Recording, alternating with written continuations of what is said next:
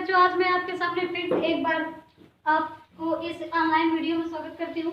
इसके पहले हम प्रसव एवं दुग्ध श्रवण पढ़ चुके थे। प्रसव क्या होता है ये आप जान चुके होंगे। एक पूर्ण विकसित शिशु को जन्म देना एक प्रसव कहलाता है, या फिर गर्भाधान की समाप्ति होने पर जब गर्भाशय की आंतरिक भित्ति में तीव्र संकुचन होता है तो गर्भ जो होता है बाहर निकल आता है। इस प्रक्रिया को हम क्या कहते हैं, प्रसव। और तमाम चीजें बताया गया था। प्रसव को प्रेरित करने के लिए डॉक्टर लोग कौन सा इंजेक्शन लगाते हैं, तो ऑक्सीटोसिन। तो ये सब सारी चीजें पढ़ चुके थे। आज हम आपके सामने लेकर आए युग्मक जनन गैमेटोजेनेसिस क्या होता है। ये एग्जाम में पूछा जा चुका है, तो हो सकता है इस बार भी पूछ ले। कोई वो नहीं, एग्जामिनर जो पेपर बनाने वाले होते हैं उनको कुछ भी पूछ सकते हैं आपके सिलेबस में जो हो। तो यहाँ पर लिखा है युग्मक जनन गैमेटोजेनेसिस। एक छोटी सी परिभाषा है, वृषण अथवा अंडाशय। वृषण क्या होता है, वृषण जो होता है नर जनद होता है। क्या है ये, नर जनद, अर्थात नर जनद।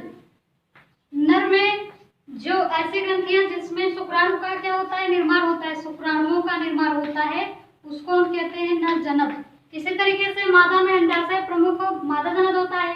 तो नर वृषण अथवा अंडाशय की जनन एपिथेलियम कोशिकाओं में, अर्थात जो वृषण है और अंडाशय इनकी प्रमुख कोशिकाओं में अर्धसूत्रीय विभाजन द्वारा, अर्धसूत्रीय विभाजन दो प्रकार का होता है, अर्धसूत्रीय और समसूत्रीय। आप पढ़े होंगे।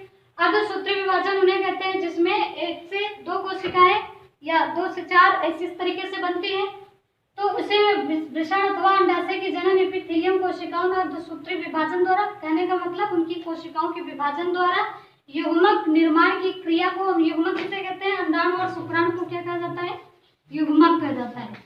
अंडाणु प्लस शुक्राणु को हम क्या कहते हैं, युग्मक कहते हैं। और अंडाणु और शुक्राणु क्या होते हैं, यन होते हैं। यन का मतलब 23, इसमें 23 गुणसूत्र होता है। अगर सामान्य कोशिका में देखा जाए तो गुणसूत्रों की संख्या कितनी होती है, 46 होती है। लेकिन नर एवं मादा जो युग्मक होते हैं उसमें 23 गुणसूत्र होता है, अर्थात ये यन होते हैं, अगुणित होते हैं। अगर ये अगुणित न होते तो अगर देखिए, मान लीजिए जब लिंग निर्धारण होने लगता है तो शुक्राणु और अंडाणु जो भी बनाते हैं दो प्रकार का बनता है। उसमें अगर 46 गुणसूत्र होता इसमें तो 46 ज्यादा हो जाता ना, इसलिए इसमें 23 आधा। अंडाशय में 23 गुणसूत्र और शुक्राणु में, अंडाणु में 23 गुणसूत्र और शुक्राणु में 23 होता है। तो ये अगुणित कोशिकाएं होती है। पूछा जाता है अंडाणु और शुक्राणु कैसे कोशिकाएं हैं, अगुणित कोशिकाएं हैं या द्विगुणित। अगुणित का मतलब उसमें 23 गुणसूत्र होता है, द्विगुणित का मतलब उसमें कितना गुणसूत्र, 46। तो वृषण अथवा अंडाशय की जनन एपिथेलियम कोशिकाओं से अर्धसूत्रीय विभाजन द्वारा युग्मक निर्माण की प्रक्रिया को हम युग्मक जनन कहते हैं।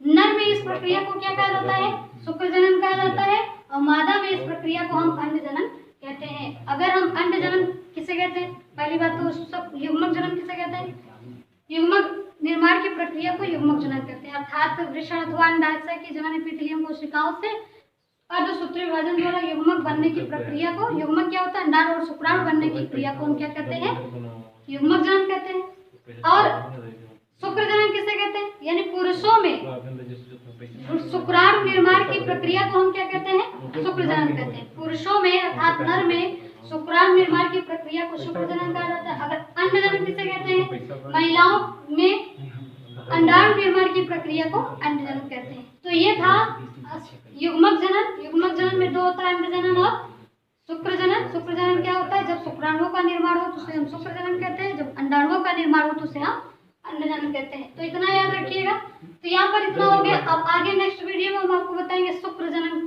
की क्या क्या अवस्थाएं हैं, कैसे शुक्राणुओं का निर्माण होता है, फिर अंड जनन में। तो आज के लिए इतना ही। आप आशा करते हैं ये समझ में आ गया होगा। आप इसको अपने कॉपी में लिख सकते हैं अच्छे से। तो आज के लिए इतना ही। थैंक यू, धन्यवाद।